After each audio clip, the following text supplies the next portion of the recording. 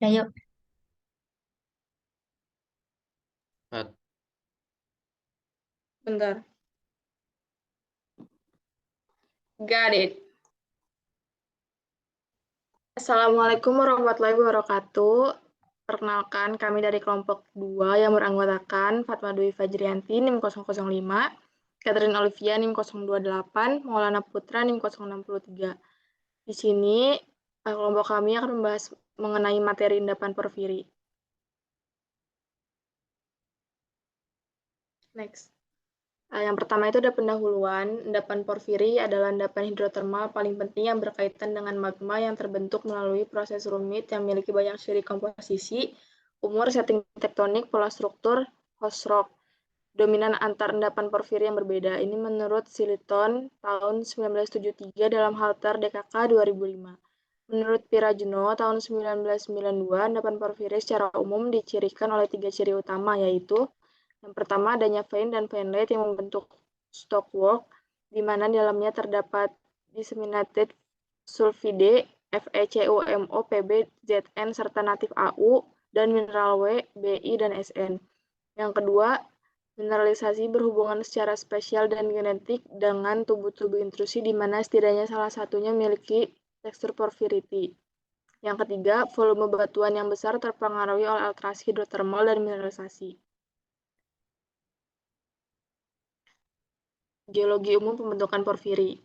Penampang setting tektonik dalam sistem porfiri menurut Siliton 1980 dalam Pirajno 1992 ada 5, yaitu continental margin subduction, intraoceanic island arc subduction, back arc rift akibat Cascadian subduction, intracontinental rift zone, rifting overtoss plain. Nah, berikut merupakan kelima gambar dari penampang porfiri tersebut. Kemudian endapan porfiri terbentuk dan berhubungan erat dengan intrusi-intrusi epizonal dan mesozonal. Pada intrusi felsik dicirikan dengan keberadaan tekstur-tekstur tertentu, seperti comb quartz. Hubungan yang erat antara aktivitas magma dan mineralisasi hidrotermal dicirikan dengan keberadaan mineral-mineral pada intrusi dan breksi hidrotermal. Next.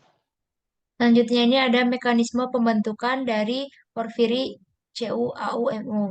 Jadi menurut Corbett and Leach tahun 2008, tahapan pembentukan endapan porfiri itu terbagi menjadi beberapa macam. Yang pertama itu ada transfer heat. Nah, untuk transfer heat sendiri itu ada karakteristiknya. Yang pertama dicirikannya adanya Hornfels biotite yang menandakan adanya zona transisi ke alterasi potasik. Selanjutnya itu ada cairan hidrotermal dimulai dari tahap ini sampai waktu yang lama. Yang kedua itu ada prograde alteration. Jadi untuk karakteristiknya itu ada alterasi potasik, propilitik dalam, actinolik dan epidot. Lalu ada ubahan propilitik terluar yang lebih marginal seperti klorid, karbonat zeolit. Lalu dia menghasilkan vein A dan vein M, yaitu gabungan kuarsa, magnetit bornit, pirit dan kalkopirit yang berasosiasi dengan alterasi potasik yang mengoverprint vein A pada daerah dekat dengan struktur. Next. Selanjutnya itu ada tahap 3 yaitu cooling and additional vein formation and continue quartz vein development. Untuk tahap 3 ini ada beberapa karakteristik. Yang pertama itu ada penurunan suhu yang menyebabkan pengendapan urat kuarsa, yaitu vein B lebih besar dari pirit, kalkopirit, dan bornit. Lalu ada pembentukan stockwork yang didominasi oleh kuarsa dan setted vein. Yang ketiga itu ada proses multiplicity, yaitu penambahan urat kuarsa dari adanya intrusi intramineral sebagai peristiwa tambahan mineralisasi Cu dan Au.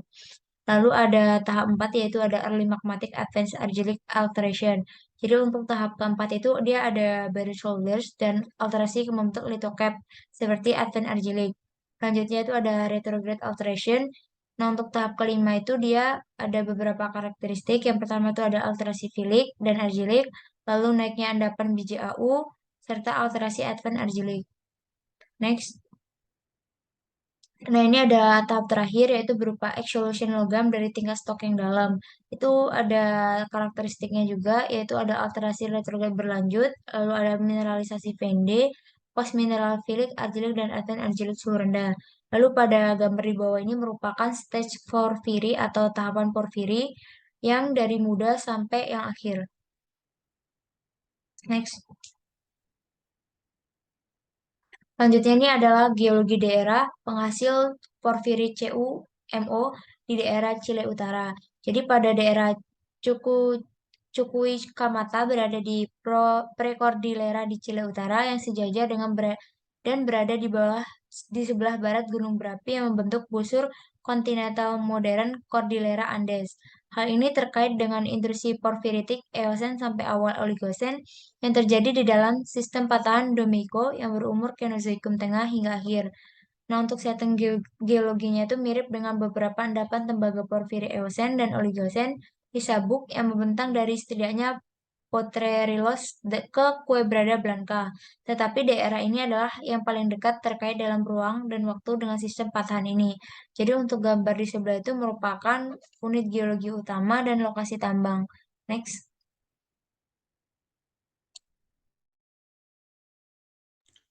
Selanjutnya sini ada batuan yang terkandung dalam daerah penelitian. Yang pertama yang berumur pra-Oligosen.